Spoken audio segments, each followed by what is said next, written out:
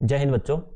पिछले जो चैप्टर था उसमें हमने किया था dual nature of matter and radiation, जिसमें हमने बात करी थी इलेक्ट्रॉन्स की, जो कहां से एमिट होते थे? फोटो कैथोड से। तो they are emitted from the cathode due to the photons और ड्यू टू द रेडिएशन और due to the light source, and the light source will be in the region of UV and higher frequency radiation of the EM spectra. अब हम इस chapter में बात करेंगे कि जो इलेक्ट्रॉन्स है वो इलेक्ट्रॉन्स कहां से एमिट होते हैं। Electrons are emitted from the outermost shell of atom, from outermost shell of atoms. So the next question is, what are atoms? Atoms क्या होते हैं?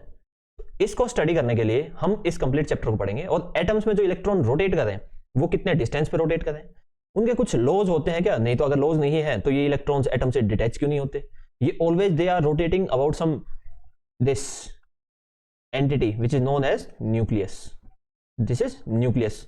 अब न्यूक्लियस के बारे में हम डिस्कस करेंगे और इन डेप्थ डिस्कस करेंगे हम नेक्स्ट चैप्टर में न्यूक्लियाई के। ठीक है, तो इस चैप्टर में हम पढ़ते हैं एटम्स के बारे में। So let's begin with atoms and some of the histories that how there is some model for the atom given by Rutherford and what is the starting point of these theories. So moving to the first thing, चलो discuss करते हैं।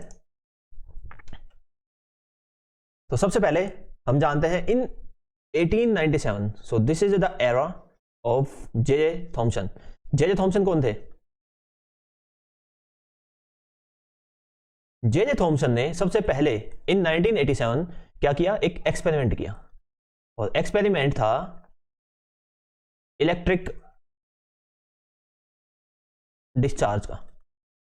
Means जिसमें जैसे हमने dual nature में किया था ना कि कैथोड से इलेक्ट्रॉन्स एमिट होते हैं, तो डिस्चार्ज क्या होता है? जब हाई पोटेंशियल के दो वायर, जैसे जो नॉर्मल दो वायर होते हैं उनको पास लेके आते हैं तो स्पार्क होता है, वो डिस्चार्जिंग बोलते हैं उसको। सो जे थॉमसन ने एक डिस्चार्ज ट्यूब ली, कैथोड रे ट्यूब, जो मैंने आपको पिछली बार समझाया था। तो कैथोड रे ट्यूब में एक इलेक्ट्रिक डिस्चार्ज का एक्सपेरिमेंट किया। एट दैट टाइम उन्होंने क्या फाइंड किया कि डिफरेंट जितने भी उन्होंने एटम्स लिए थे, all the atoms contain negative charge. हर एक एटम में से ये जो मेटल लिया था और जो अंदर गैस ली थी, उनकी ऑब्जर्वेशन करके उन्होंने फाइंड किया कि all the atoms contain some, this is not known at the time, तो some mysterious, some negative charge which is same in all atoms. सभी एटम्स में ये जो नेगेटिव चार्ज था ये सेम था जब उन्होंने इलेक्ट्रिक डिस्चार्ज वाला अपना एक्सपेरिमेंट किया। तो जे थॉमसन ने 1997 में ये एक्सपेरिमेंट किया, एंड इन 1898 उन्होंने they proposed model which is known as plum pudding model given by J Thompson.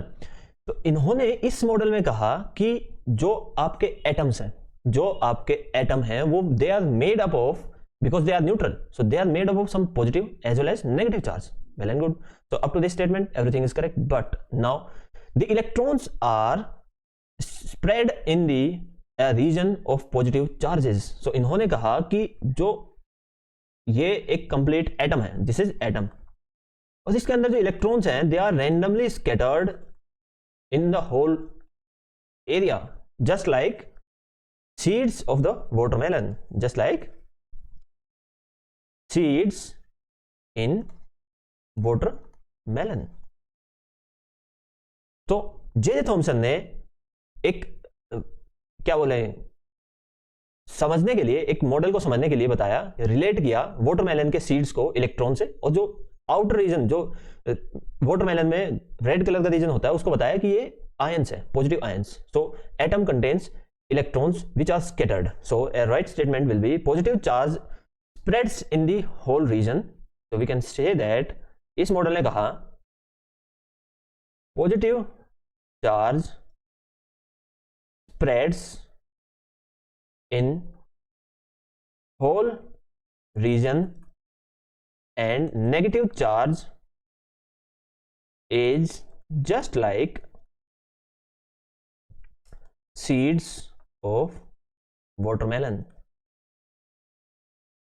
अब इन्होंने अपना मॉडल तो दे दिया, बट कुछ एक ड्रॉबैक्स रह गए इसके। इसके बाद कुछ और एक्सपेरिमेंट किए गए। एक्सपेरिमेंट में पता चला कि जो एनर्जी या हम कह लें जो इलेक्ट्रॉन्स निकल रहे हैं उनकी कुछ फिक्स्ड एनर्जी के साथ ही निकल रहे हैं। They are not having all the energy, so the electrons those are emitted are having some certain energies. फिर और एक्सपेरिमेंट करने में पता चला कि जो हीटिंग होती है किसी भी एलिमेंट की, वहां से जो लाइट एमिट होती है वो भी कुछ डिस्क्रीट फॉर्म में होती है। Means not every energy can be emitted from a certain metal.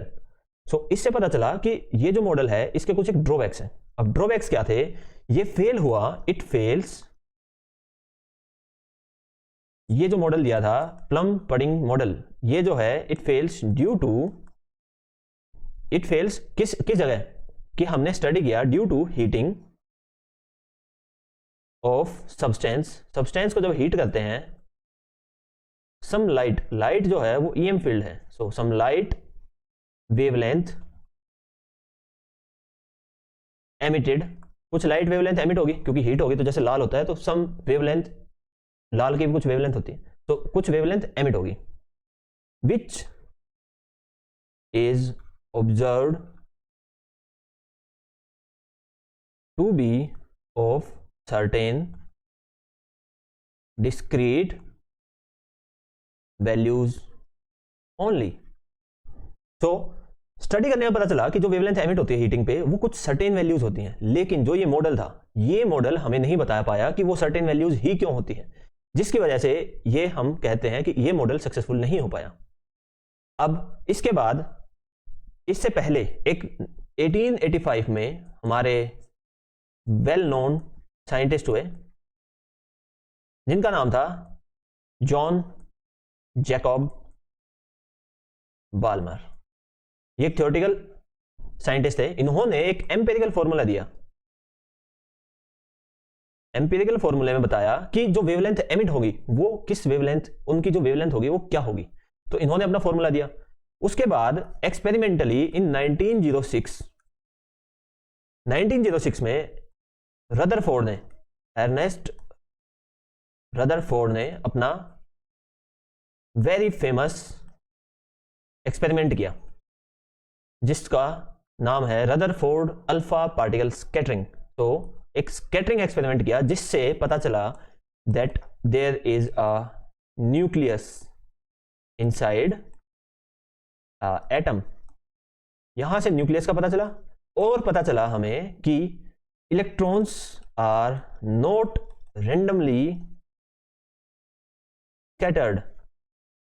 और इसको फर्दर स्टडी किया बोहर ने और अपना मॉडल दिया Bohr have given his postulates. After 1906 उसके बाद कुछ और साइंटिस्ट ने 1911 में कुछ और इन्वेस्टिगेशन करी and they got some new results which are out of our syllabus. So यहां पर इसको एम्प्टी छोड़ते हैं। कुछ एक एक्सपेरिमेंट किए गए, लेकिन सबसे पहला, ये कुछ एक हिस्ट्री है, लेकिन जो सबसे पहला हमारा टॉपिक होने वाला है, ये मैंने इंट्रो दिया आपको एटम्स का कि what is the history. Now the first very important topic according to your boards is alpha particle scattering and alpha particle scattering, और कह सकते हैं हम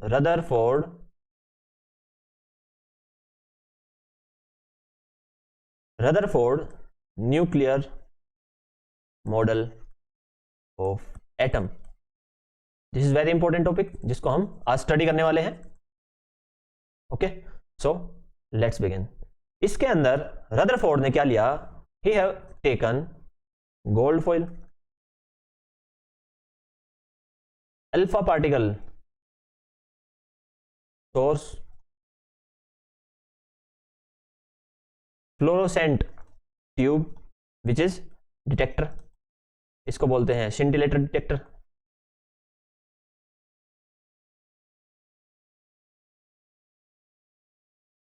ये सब चीजें कंसीडर की और इनको एक सेटअप में अरेंज किया जिसका उस सेटअप इस प्रकार था।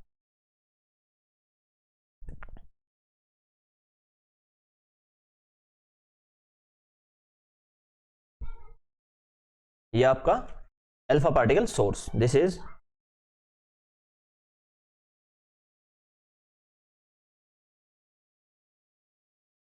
क्या था? ये अल्फा पार्टिकल सोर्स कौन सा था? BI 214, यहां से अल्फा पार्टिकल्स एमिट हो रहे थे. This is our gold foil, so this is gold foil and this is our detector screen. अब बच्चों यहां पे क्या हो रहा था, ये जहां से अल्फा पार्टिकल्स एमिट हो रहे थे, अब जो अल्फा पार्टिकल्स से ये यहां पे गोल्ड फॉइल पे जाके स्ट्राइक हुए. गोल्ड फॉइल ही क्यों लिया है हमने, वाई गोल्ड फॉइल? क्योंकि जैसे एल्यूमिनियम फॉइल होती है, तो एल्यूमिनियम से हम एक फॉइल बना सकते हैं, मेलिएबिलिटी बोलते हैं इसको. सो एल्यूमिनियम से भी एक फॉइल बना सकते हैं और गोल्ड से भी फॉइल बना सकते हैं. So this foil can be formed with gold, और इसका जो एटॉमिक मास है वो हाई होता है, एटॉमिक नंबर हाई होता है. So number of electrons are also high. इस वजह से हम गोल्ड फॉइल का यूज करते हैं, क्योंकि इसकी फॉइल बनानी आसान है, number of electrons are also high and the nucleus is also contain more protons. अब यहां से इलेक्ट्रॉन्स एमिट हुए, इस पे गए, यहां पर क्या हुआ कि 99% जो आपके अल्फा पार्टिकल्स हैं वो स्कैटर हुए अंदर की साइड, लेकिन कुछ 1% जो थे, 99 तो सीधे के सीधे पास हो गए, 1% जो थे वो इधर उधर स्कैटर हुए. लेकिन बहुत सारे एटम्स में से एक जो अल्फा पार्टिकल था वो 180 डिग्री से रिट्रेस किया अपना पाथ. तो यहां से रदरफोर्ड ने ऑब्जर्व किया कि ऐसा नहीं है कि इलेक्ट्रॉन्स हर जगह हैं, बल्कि जो पॉजिटिव चार्ज एक ऐसा यहां पे जो एटम है उसके बीच में कुछ बहुत ही हैवी पॉजिटिव चार्ज एक एंटिटी है, जिन्होंने अल्फा पार्टिकल, क्योंकि अल्फा पार्टिकल जो होते हैं वो होता है पॉजिटिव चार्ज. तो इसको रिपेल करने के लिए क्या होगा, पॉजिटिव चार्ज को रिपेल करने के लिए पॉजिटिव चार्ज ही चाहिए. सो यहां पे इतना हैवी कुछ ना कुछ सब्सटेंस है जिसने अल्फा पार्टिकल्स को रिपेल किया, लेकिन बहुत ही बड़े साइज में नहीं है. क्यों? क्योंकि मोस्टली जो अल्फा पार्टिकल्स थे वो डायरेक्टली पेनिट्रेट कर गए, कुछ एक थोड़े से स्कैटर हुए, लेकिन एक जो मतलब एक कुछ रेंज में जो एक अल्फा पार्टिकल था वो वापसी आ गया, वो स्ट्राइक किया न्यूक्लियस से, जिसको हम इन डेप्थ अगले उसमें पढ़ेंगे. ठीक है, तो यहां से कह सकते हैं they have used bismuth and, चलो इसको थ्योरी लिखाता हूं कि इसको कैसे लिखोगे आप. तो you will write in Rutherford experiment he used bismuth and main is our atomic mass which is 214. इसके आइसोटॉप्स होते हैं, इसलिए radio active source for alpha particle having energy 5.5 mega electron volt. This is m 10 to the power 6, which falls on the gold foil. अब ये gold foil पे fall हुए थे alpha particle. Alpha particles emitted into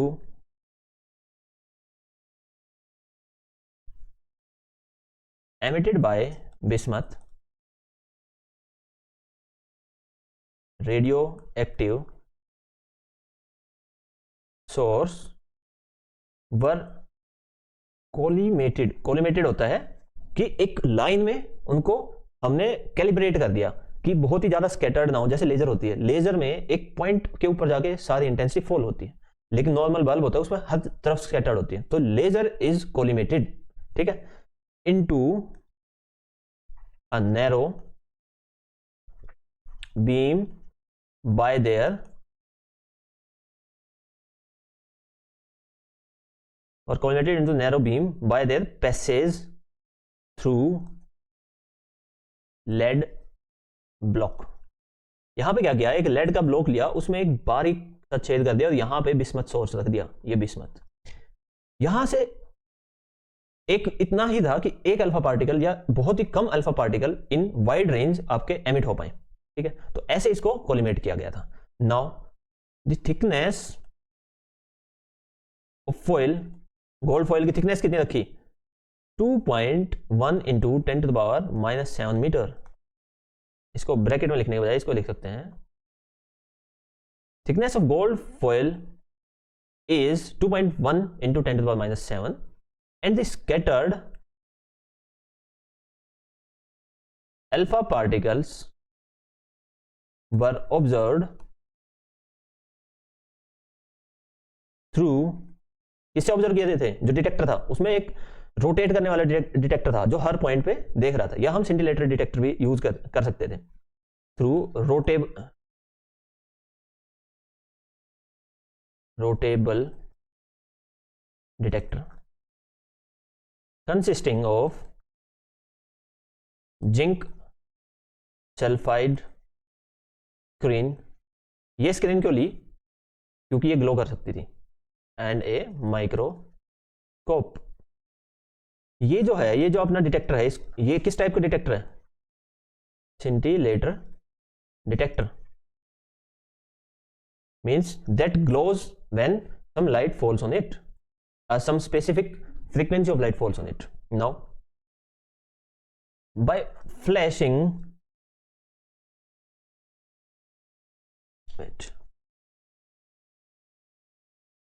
by observation of flashes of light, they detected, अब they क्यों लिख रहे हैं? क्योंकि उनका कंप्लीट ग्रुप था। they detected a number of scattered particles with respect to scattering angle। उन्होंने एक ग्राफ प्लॉट किया, जो ग्राफ आपका था number of scattered particles with respect to our scattering angle. तो यहां पर आ जाएगा स्कैटरिंग एंगल, और यहां पे नंबर ऑफ स्कैटर्ड पार्टिकल्स जिसको डिटेक्ट किया था। यहां पर हमने ऑब्जर्व किया कि जब एंगल कम था, मींस ये एक प्लॉट बना था उनका जब उन्होंने फाइनल ऑब्जर्वेशन ली, तो इसमें क्या ऑब्जर्व किया कि जब एंगल, नंबर ऑफ पार्टिकल्स बहुत ज्यादा हैं जो स्कैटर्ड हुए हैं कम एंगल से।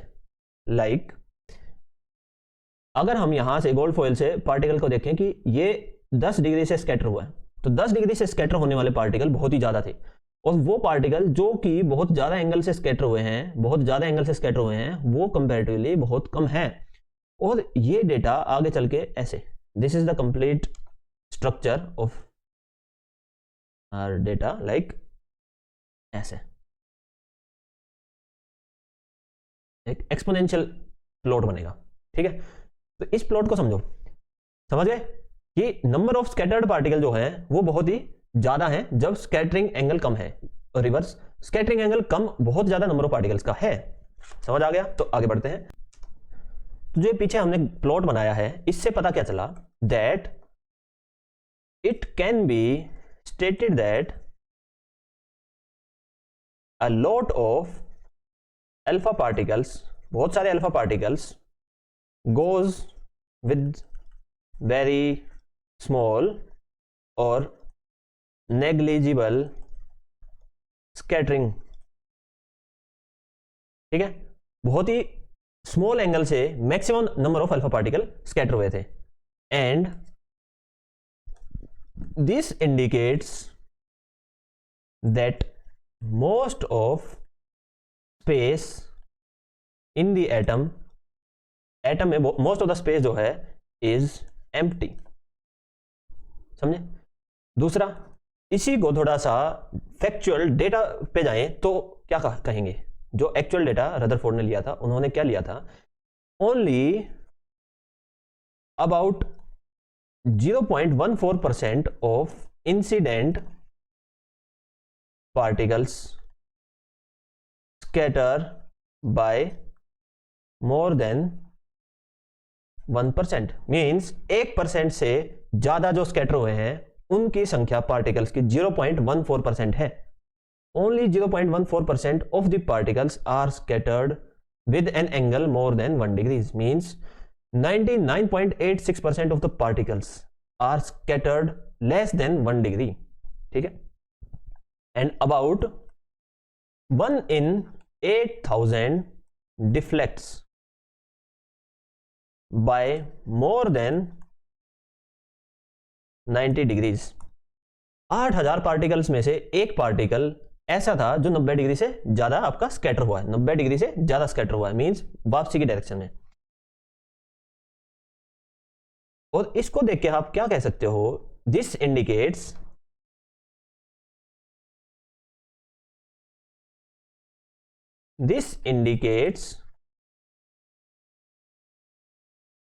that a small but very heavy positively charged is present inside atom. Atom के अंदर एक छोटा क्यों? क्योंकि maximum number of particle scatter नहीं हुए, लेकिन हैवी, क्योंकि स्कैटर करना with an energy of alpha particle 5.5 mega electron volt, उसमें हम कहेंगे heavy because it's a lot of energy. So a heavy body which is positively charged is present inside the atom. Now Rutherford argued that to deflect the alpha particle backward it must experience a very large repulsive force, and this can only be possible if greater part, ये जो complete ऊपर तक हमने किया ना, ये possible है जब greater part of the atom is empty, is not containing any positively charged. Hence he conclude that there is a very heavy atom or there is a very heavy body present inside the atom जिस पे बहुत ही heavy positive charge था. So Rutherford argued that to deflect the alpha particles backward it must experience a very large repulsive force which can only be possible if the mass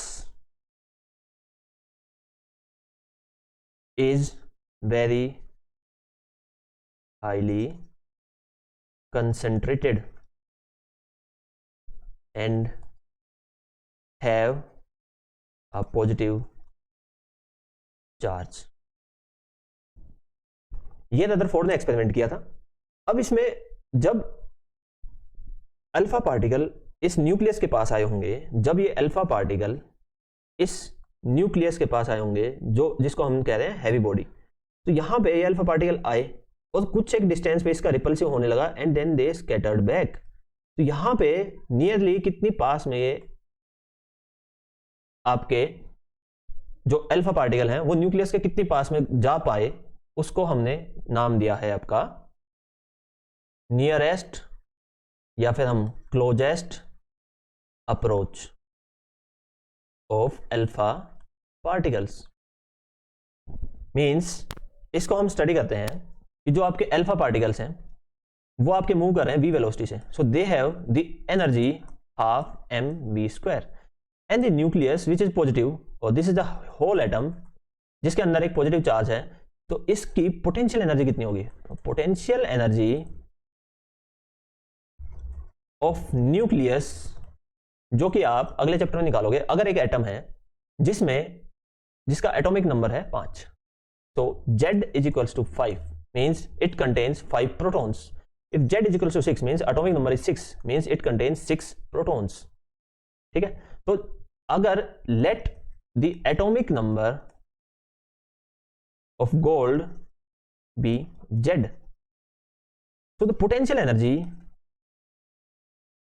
जो आपने इलेक्ट्रोस्टैट्स में पढ़ा था वो क्या हो जाएगी? 1/4πε0 multiplication of the charges 2e, क्योंकि जो अल्फा पार्टिकल होता है उसका चार्ज होता है 2 टाइम्स ऑफ इलेक्ट्रॉन्स का चार्ज, तो 2e इंटू यहां पर आपके Z प्रोटॉन्स हैं तो Z इंटू ई, एक प्रोटॉन पे चार्ज इलेक्ट्रॉन जितना होता है, तो ZE डिवाइड बाय R0। ये R0 क्या है? R0 is the distance of closest approach. अब ये जो काइनेटिक एनर्जी है ये जब इक्वल हो जाएगी 1/2 mv², अगर इक्वल होती है इस पोटेंशियल एनर्जी के 1/4πε0 2e ZE अपॉन R0, इस टाइम पे काइनेटिक एनर्जी कंप्लीटली कन्वर्ट हो गई पोटेंशियल एनर्जी पे, और यहां पे रिपल्शन स्टार्ट्स। तो यहां से हम आर नॉट की वैल्यू निकालेंगे, जो आर नॉट की वैल्यू आएगी उसी को हम बोलते हैं क्लोजेस्ट डिस्टेंस और क्लोजेस्ट अप्रोच का distance of closest approach. So r naught की वैल्यू यहां से हम निकाल सकते हैं, ये आप निकालिए, कुछ डाउट हो कमेंट सेक्शन में पूछ लेना। इसके बाद रदरफोर्ड के कंप्लीट एक्सपेरिमेंट को कैसे कंक्लूड कर सकते हैं कुछ एक स्टेटमेंट में, वो हम नेक्स्ट वीडियो में करेंगे। इसमें बेसिक इंट्रोडक्शन बता दिया है कि एक बार रिकैप कर लेते हैं। बेसिक इंट्रोडक्शन आपको बताया है कि रदरफोर्ड ने जो एक्सपेरिमेंट किया था, जिसमें उन्होंने यूज किया था एक बीआई बिस्मथ 83-214 आइसोटोप, बिस्मथ का 214 आइसोटोप यूज किया था for alpha particle emission. So alpha particle emit यहां से हुए, फिर यहां पर गोल्ड फॉइल ली, जो ये अल्फा पार्टिकल गोल्ड फॉइल पे जाके स्ट्राइक हुए। अब यहां से कुछ एक alpha particle 99% of alpha particles are not scattered with more than an angle of 1 degree. तो 1 डिग्री से कम ही स्कैटर हुए हैं 99.86% ऑफ द पार्टिकल्स। 1% जो पार्टिकल है, मतलब एक डिग्री से ज्यादा स्कैटर हुए हैं 0.14% ऑफ द पार्टिकल्स। यहां पे आपने डिटेक्टर लिया है जो सिंटिलेटर डिटेक्टर है। ये सिंटिलेटर डिटेक्टर बना किससे? जिंक सल्फाइड स्क्रीन है, और इसके ऊपर एक माइक्रोस्कोप लगा दिया है आपके अल्फा पार्टिकल्स को डिटेक्ट करने के लिए। यहां पर भी ये स्ट्राइक करेंगे, तो जैसे ट्यूबलाइट में होता है लाइट ग्लो होती है, वो स्ट्राइकिंग ऑफ इलेक्ट्रॉन्स की वजह से होती है, ठीक है। फिर ये कंप्लीट एक्सपेरिमेंट करने से रदरफोर्ड को एक प्लॉट मिला, जिसको प्लॉट किया है स्कैटरिंग एंगल और नंबर ऑफ स्कैटर्ड पार्टिकल। तो स्कैटरिंग एंगल अगर बहुत ही कम है, मींस अल्फा पार्टिकल, वो अल्फा पार्टिकल जो बहुत ही कम स्कैटर हुए हैं उनका जो नंबर है वो बहुत ही ज्यादा है, और जो ज्यादा एंगल से स्कैटर हुए हैं उनका नंबर बहुत कम है।